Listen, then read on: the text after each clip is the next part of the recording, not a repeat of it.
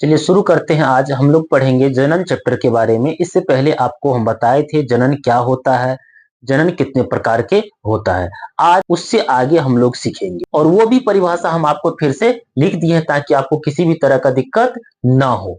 तो पहला है जनन, इसको इंग्लिश में कहते हैं रिप्रोडक्शन। जब कोई जीव अपने ही जीवों की संख्या में वृद्धि करता है तो उसे क्या कहते हैं, जनन कहते हैं। जीव में जनन मुख्य रूप से कितने प्रकार का होता है, दो प्रकार का होता है। अलैंगिक जनन होता है और लैंगिक जनन होता है। अलैंगिक जनन में जीवों की विशेषताएं, अगर कोई जीव अलैंगिक जनन करता है यानी उसमें नर और पुरुष, नर और मादा होगा, एक ही जीव होगा टूट के दो बन जाए, एक ही जीव होगा विभाजित होकर 2 4 10 बन जाएगा। इसमें कोशिका का विभाजन होता है। इसमें क्या होता है, सेल डिवीजन होता है, सेल का डिवीजन हो जाता है। कितने तरीका से, 2 तरीका से होता है। अलैंगिक जनन के बाद जो संतान पैदा होगा वो अपने जनकों के जैसा होगा, यानी अपने पिता माता पिता तो उसमें होगा ही नहीं, जिससे वो बना है, जिस जीव से बना है वैसा ही वो। अगला है, इस प्रकार के जनन में ज्यादा संख्या हो, यानी अगर एक मक्के का बीज है, मक्का पता होगा, एक मक्का का बीज है, उसको अब तो उससे जो मक्का निकलेगा 3 निकलेगा और एक में कम से कम 200 हो या 500 होगा, 500 बीज होगा तो 1500 बीज हो गया।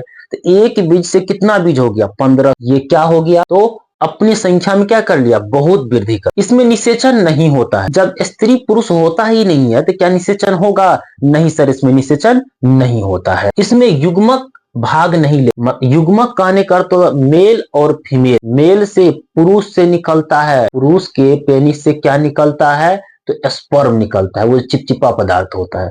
और महिला के शरीर से भी क्या निकलता है, वो चिपचिपा पदार्थ निकलता है। महिला के शरीर से अंडाणु और पुरुष के शरीर से शुक्राणु, ये दोनों जब मिलता है तब शिशु का जन्म होता है। पर इसमें तो एक ही जीव है, ये टूट के 2 गो बनता है। तो क्या इसमें स्त्री पुरुष है, नहीं सर, स्त्री पुरुष नहीं है तो युग्मक होगा। नो, समझ में आ गया होगा। अब इसमें समझते हैं कि जीव में अलैंगिक जनन का कौन कौन सा विधि है।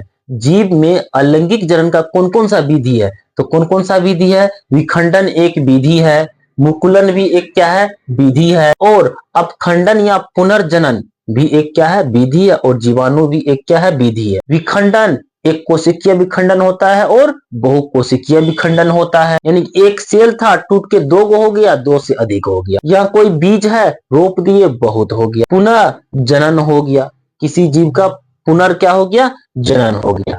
अब विखंडन किसे कहते हैं, एक जीव या एक से अधिक कोशिका टूटकर नए कोशिका का निर्माण करता है, उसी को क्या कहते हैं, विखंडन कहते हैं। उम्मीद है आप लोग यहां से लेकर के यहां तक सारी बात समझ चुके होंगे, क्योंकि लाइव में भी आकर आपको समझाए। सोचे फिर से आपको 5 मिनट लगेगा, समझा देते हैं। आप इसको शुरू से लेकर के लास्ट तक लिख लीजिए। मिलते हैं फिर अगली वीडियो में। धन्यवाद।